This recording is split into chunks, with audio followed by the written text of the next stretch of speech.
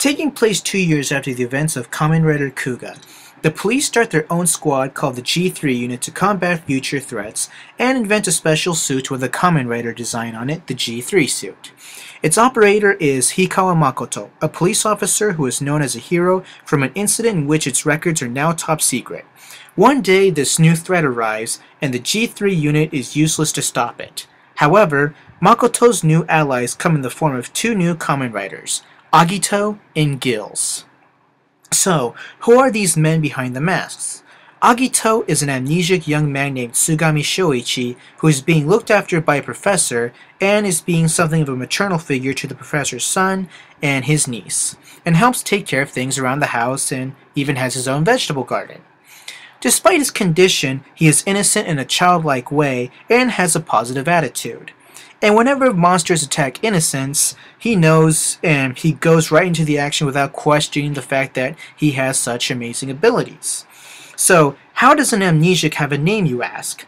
Sometime prior to living with his host family, he was found washed ashore on a beach by a bunch of schoolgirls, and the only thing besides the clothes on his back was an empty envelope with the name Tsugami Shoichi on it. Gills is Ashihara Ryo, a college dropout and former swimmer. After mysteriously obtaining his abilities and learning something about his father's death, Ryo goes out to unravel the mysteries behind his father's death and battle the monsters called the Unknown at the same time. Initially, these three riders will be having trouble working together. They do not know each other's secret identities, though they will meet and interact outside of costume from time to time. This is done very effectively because Shoichi is not the type of person you'd expect to be a superhero like Kamen Rider, and it works effectively well in this series. Though relationships play a big part in this to some large capacity, but it does take that development to a different level from Kuga. Since the main characters are not aware of each other's identities, it develops in a much more complex way. But the individual development will really shine in the last act of this series, in which I was really pulled into it. In the first half, Ryo will not have much screen time to some capacity, but as the series progresses, the characters' screen time will be more evened out. In addition, more side stories and characters will be introduced, and they all have their contribution to the establishment and progression of the story. For example, there is Hojo, another police officer and the rival of Hikawa. He's a total douchebag, but yet plays a significant role and contributes a lot to the series. In some ways, he does grow on you, but he reminds you of those douchebags, in the nerdy type, not the jock type that you went to school with. I feel to some degree the cast will have someone we can all connect to, whether they are a writer or not, and I feel the themes and message was really interesting, but I was a little bit confused by the villains throughout the duration of the series. I felt by the time the series ended, my feelings were a bit conflicted, which I would like to address, but if it weren't for spoilers, I would have. I mean, a lot of it is based too much on assumption to some capacity, and of course there are some elements that are not really 100% confirmed, but you can use elements from other parts of the series to really justify your assumption of such and such situation, and of course, once again, due to spoiler reasons, I really can't elaborate.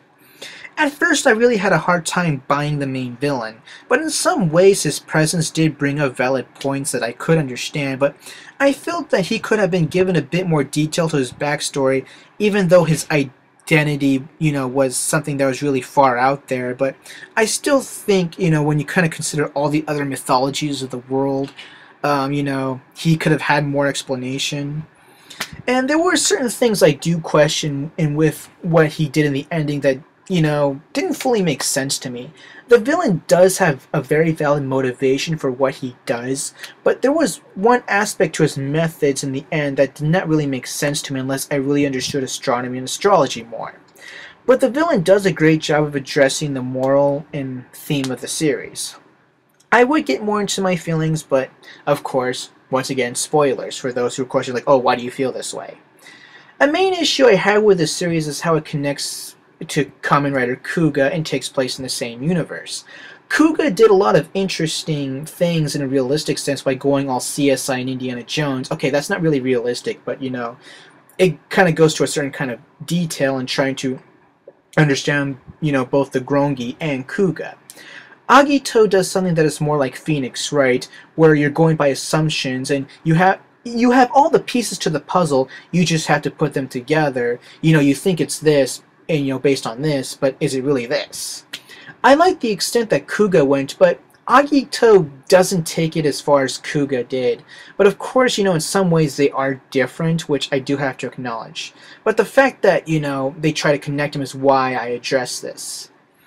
And of course, they do address in the series that Kuga and Agito do look alike, but how they're connected is never really directly addressed. And I hear that in a future series called Kamen Rider Decade addresses the connections, which I probably will not get into for a little while, but, it should be the responsibility of this series to really do that, but that's just my opinion.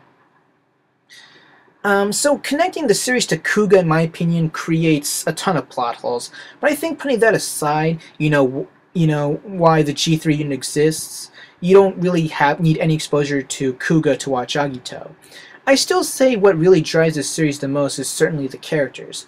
They really do define the show, and I felt in some ways Shoichi, especially at some point, feels more realistic than Yusuke from Kuga, who has always maintained a positive attitude throughout the series.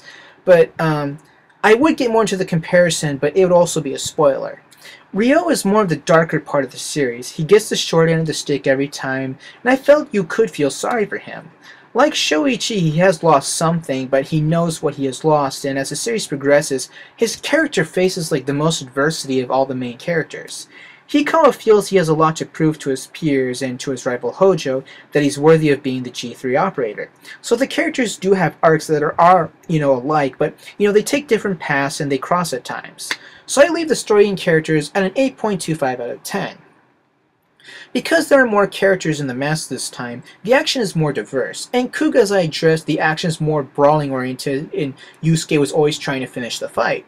Shoichi as Agito is a lot more technical with his fighting. He takes his time more, and the way he assumes his stance show he's something like a martial arts master, and is more composed. Like Kuga, Agito can change forms, and other forms will allow him to use weapons like swords and bows. In spears. Ryo as Gills is appropriately ferocious and wild. His suit and fighting style reminds me of the manga series called Guyver, which I heard was influenced by the Kamen Rider franchise, and his suit does have this techno-organic design too, and his weapons are kind of more, internally organic as opposed to like subspace like Agito's weapons. Then you have the G3, which is more of something like a RoboCop if it were a Kamen Rider. It relies more on firepower. Of course, Robo Rider did that in Black RX. But Hikawa, in terms of hand-to-hand combat, will show he has training, but shows he lacks experience, and I thought the choreography does a great job of that. But in time, the fighting does progress with every character. The designs of the monsters of the unknown have more of an Egyptian mythology influence on them, as well as some gothic influences from time to time. They tend to work in pairs, and the monster design isn't really as diverse as other tokusatsu shows, but they are appropriately mobile and give them more of a human-like quality. My main issue with this one is there aren't too many fights outside of costume. Yeah, Shoichi will throw a kick or two, but then he just transforms. It would be nice to see more extended fight scenes out of costume. Black and RX did a great job of this, and Sentai for the most part does this excellently well. I hope future Heisei Kamen Rider series I watch in the future can offer this. And because of that, I can't give it a 10, but instead give it a 9.5 out of 10. The music is just incredible. Believe Yourself, one of the insert songs which is played at the end of most episodes, is fucking awesome. I hear it so many times, but it never gets old. It really sinks in the mood, and really intensifies the action, and really complements the pace. The opening theme is just masculine and beautiful at the same time. It is passionate in a romantic and aggressive kind of way, you just gotta hear it. The background music for preview episodes brings the intensity in as well. The music just really defines that intensity to me, which is what, what this series really is in context to action. What really kept me hooked to this series, even during a slower part, was certainly its strong soundtrack, which is a must, and why I give it a 10 out of 10.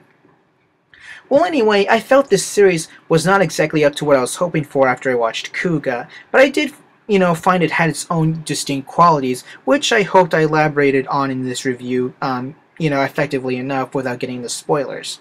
There was a reason why I could connect to Hikawa, but that is also a spoiler itself. The story does have some holes, as I said before, but thankfully the characters really fill them in. I say if you want something with really interesting characters, excellent action, and top-notch music, this is the series for you.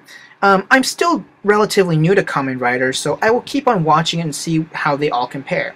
So far, my only issue is just the lack of fights out of costume, but the fights in costume are still a great treat. And for that, I give Agito the Awakening Soul score of a 9 out of 10. And as for what I will review next, in context of Tokusatsu, I honestly don't know.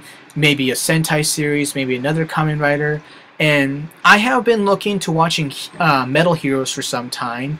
I now have copies of Space Sheriff Galvan, Shrider, Metalder, Sharvian, Battle Fever J. I got all that stuff, but you know, if you got anything you want to recommend, now's, you know, feel free to put in a comment. So yeah, thanks for watching my awful review. I mean, I'm sure there are other Kamen Rider fans out there that can do better than me. So please, make a review. See you later.